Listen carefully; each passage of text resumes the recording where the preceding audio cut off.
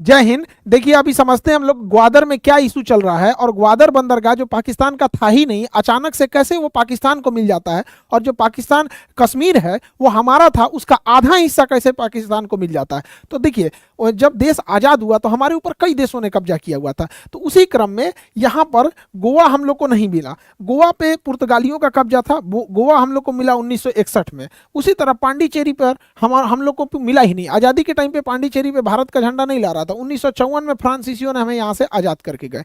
तो ये तो हो गया यहाँ पर। अब पाकिस्तान का ये वाला एरिया जो था ग्वादर, ये पाकिस्तान का नहीं था। ग्वादर बंदरगाह एक्चुअल में ओमान का था, और ओमान यहाँ से कंट्रोल करता था। बट ग्वादर उस समय स्मगलिंग का बहुत बड़ा अड्डा था। 1945-50 के आसपास जब हमें आज़ादी मिली थी तो पूरी उस समय दो जगह सबसे ज़्यादा स्मगलिंग होती थी, एक ग्वादर में और दूसरा सिंगापुर में। ये लूट खसोट का अड्डा बन गया था। तो अभी हम फोकस करते हैं ग्वादर पे। तो पाकिस्तान ओमान से लगातार बातचीत करने लगा कि हमें ग्वादर बंदरगाह दे दिया जाए। इसी क्रम में लंबे और से 10 साल की हुई मीटिंग्स और वार्ताओं के बीच में ये एक लंबा मीटिंग चला कि ग्वादर बंदरगाह अब कराची को पाकिस्तान को सौंप दिया जाए।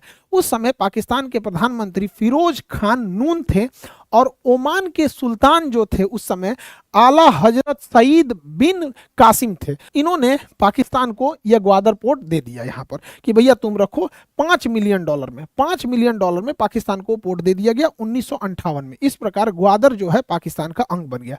पाकिस्तान इस ग्वादर बंदरगाह को डेवलप कैसे करे, तो पाकिस्तान के पास यहाँ पे ऑलरेडी था कराची बंदरगाह, और उस समय मुंबई यहाँ पे भारत का सबसे बड़ा बंदरगाह था। तो पाकिस्तान का सारा लोड पड़ गया इसके कराची बंदरगाह पे, और भारत का सारा लोड बन गया मुंबई पे।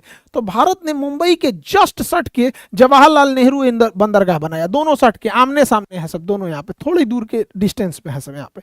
तो देखा देखी पाकिस्तान ने भी कराची बंदरगाह के बगल में एगो बना दिया, मोहम्मद बिन कासिम बंदरगाह यहाँ पर।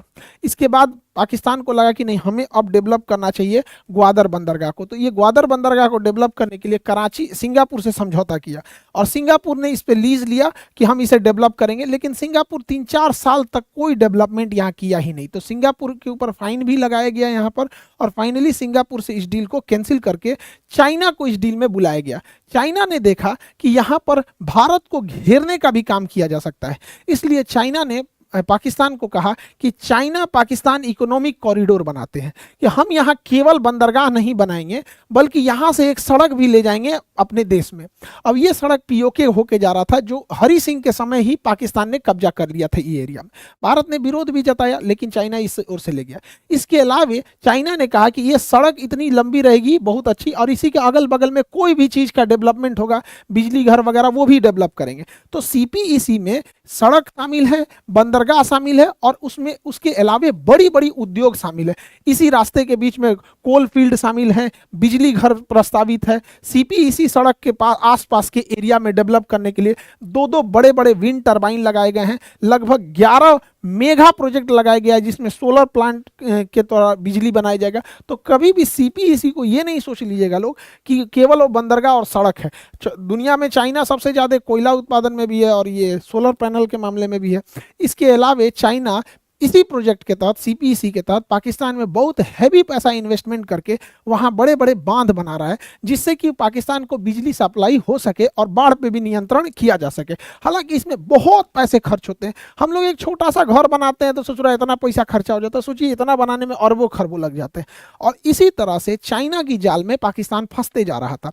लेकिन भारत से दुश्मनी के आड़ में उसे ये सब नहीं दिख रहा था कि ये पैसे चुका कहाँ से पाएगा। और चाइना ने इस सीपीईसी प्रोजेक्ट के आड़ में हर एक चीज कब्जा करते गया, यहाँ पर इतना कर्जा दिया। उसके बाद बात आई इस बंदरगाह की। तो पाकिस्तान के लोग इस बंदरगाह को ऐसा ना बताते हैं जैसे लगता है कि ना यहीं पर सीधे फरिश्ता उतरेंगे लोग, कि दुनिया का सबसे गहरा बंदरगाह, दुनिया का सबसे बड़ा बंदरगाह। चुप, झूठा कहीं का, दुनिया का सबसे बड़ा का बंदरगाह। देखिए ग्वादर बंदरगाह की गहराई कितनी है, तो भैया 14 मीटर। दुनिया का सबसे गहरा बंदरगाह 14 मीटर। भाई एम्स्टर्डम बंदरगाह जाओ, 80-80 मीटर गहरा है, 14 मीटर जाएंगे। अडानी का बंदरगाह, मुंद्रा बंदरगाह, अदानी का मुंद्रा बंदरगाह, इनसे ज्यादा गहरा है, 16 मीटर है। दुनिया का सबसे बड़ा बकलोले है सब पूरा कर ऐसा। दुनिया का सबसे बड़ा हमारा बंदरगाह बनेगा ग्वादर बंदरगाह। 3 गो बर्थ है, 3 गो प्लेटफॉर्म। जैसे रेलवे जहां लगती है प्लेटफॉर्म बोला जाता है, ट्रेन लगती है, तो पानी वाली जहाज रहती है बर्थ। ये ससुरा कहीं का 3 गो प्लेटफॉर्म बना कहेगा दुनिया का सबसे बड़ा है। 3 गो बर्थ है यहाँ पर, 3 जगह जहाज लगती है, 3 गो बर्थ है। जबकि अडानी जैसा एक कंपनी है, उसका मुंद्रा बंदरगाह पे 30 गो बर्थ है।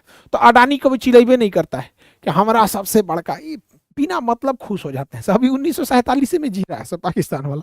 सिंगापुर में 250 बर्थ है, 250 जहाजें एक साथ लगती हैं पानी वाली, फिर भी वो दुनिया का सबसे बड़ा नहीं अपने आप को हल्ला करता है। बकलोल है ससुराल, सब कुछ हल्ला कर देता है। लेकिन हाँ, ग्वादर बंदरगाह की एक ही चीज अच्छाई है कि वह स्ट्रेटेजिक रूप से बहुत महत्वपूर्ण जगह पे उसका लोकेशन है। इसलिए भारत इसे काउंटर करने के लिए इससे 170 किलोमीटर की दूरी पर चाबहार बंदरगाह डेवलप कर रहा है।